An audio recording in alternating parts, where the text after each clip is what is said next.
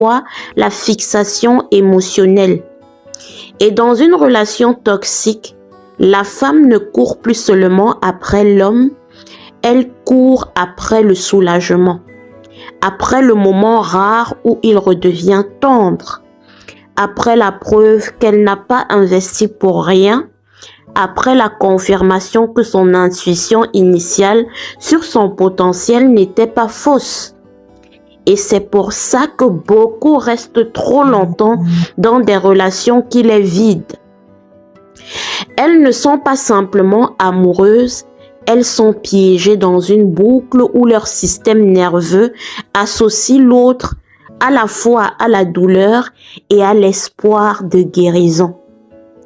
Et il faut être honnête, ce que beaucoup appellent le syndrome de l'infirmière n'est pas un diagnostic officiel, mais c'est une expression parlante pour décrire un mécanisme très réel où une femme se sent irrésistiblement attirée par les hommes blessés, compliqués, cassés, indisponibles ou autodestructeurs.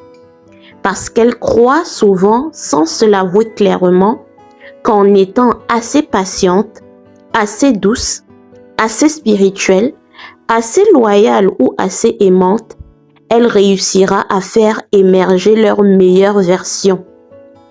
Sauf que cette logique est dangereuse parce qu'elle met le salut de l'autre entre les mains de celle qui l'aime.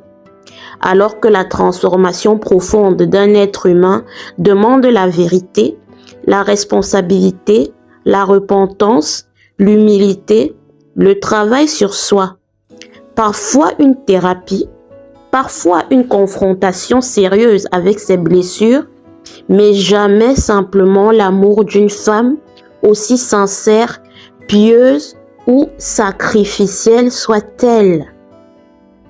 C'est ici que la sociologie éclaire aussi la discussion, parce qu'il ne s'agit pas seulement de psychologie individuelle, il s'agit également d'un conditionnement collectif.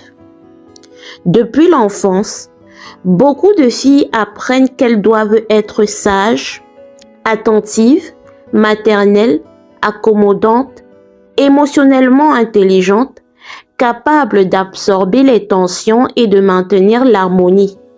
Tandis qu'on excuse plus facilement chez les garçons le mutisme émotionnel, l'instabilité, l'immaturité relationnelle, la colère mal gérée ou l'absence de communication.